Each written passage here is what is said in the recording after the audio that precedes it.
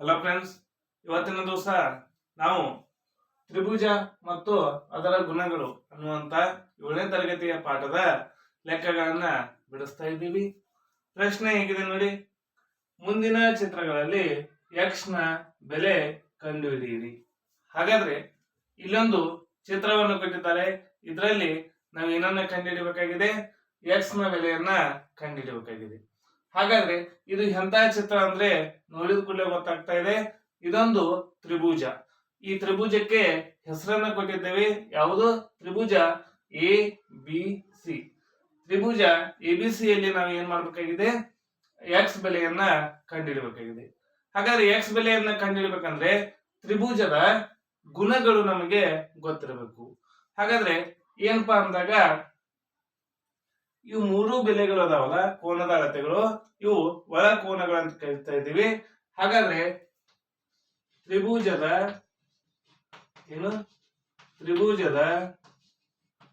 ಒಳ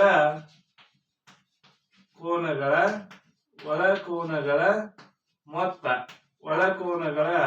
ಮೊತ್ತ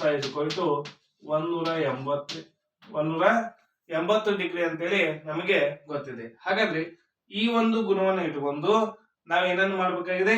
ಎಕ್ಸ್ ಬೆಲೆಯನ್ನ ಕಂಡುಹಿಡಬೇಕಾಗಿದೆ. ಹಾಗಾದ್ರೆ ನೋಡಿ, ಇದು ಕೋನ ಎ, ಹೌದಾ? ಕೋನ ಎ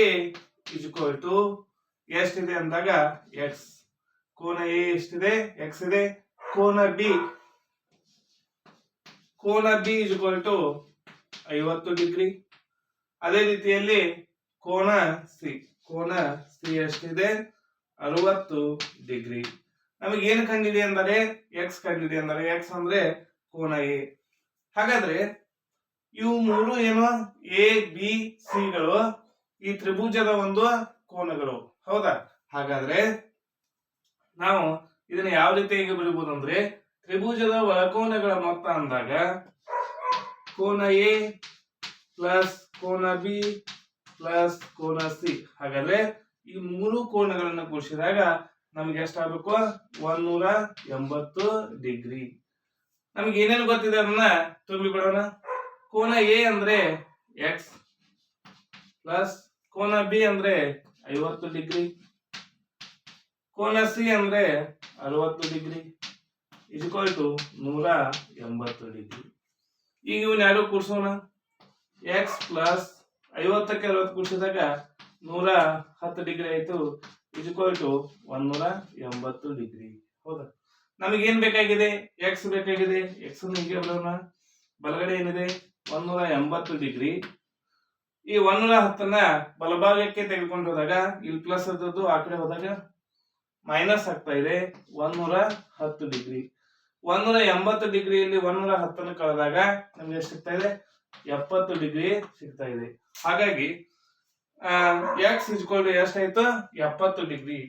ಆದ್ದರಿಂದ ಎಕ್ಸ್ 70 ಡಿಗ್ರಿ. ಹಾಗಾದ್ರೆ ಎಕ್ಸ್ ಅಂದ್ರೇನು? ಕೋನ ಎ. ಕೋನ ಎ 70 ಡಿಗ್ರಿ ಅಂತೇಳಿ ನಾವು ಈ ರೀತಿಯಾಗಿ ಕಂಡುಹಿಡಿಯಬಹುದು. ಅಂದ್ರೆ ತ್ರಿಭುಜದ ಎರಡು ಕೋನಗಳನ್ನು ಕೊಟ್ಟಾಗ ಇನ್ನೊಂದು ಕೋನವನ್ನ ಈ ಒಂದು ಗುಣವನ್ನು ಬಳಸಿ ನಾವು ಕಂಡುಹಿಡಿಯಬಹುದು. ಈ ವಿಡಿಯೋ ನಿಮ್ಗೆ ಇಷ್ಟ ಆಗಿದ್ರೆ ಲೈಕ್ ಮಾಡಿ, ಶೇರ್ ಮಾಡಿ, ಸಬ್ಸ್ಕ್ರೈಬ್ ಆಗಿರಿ.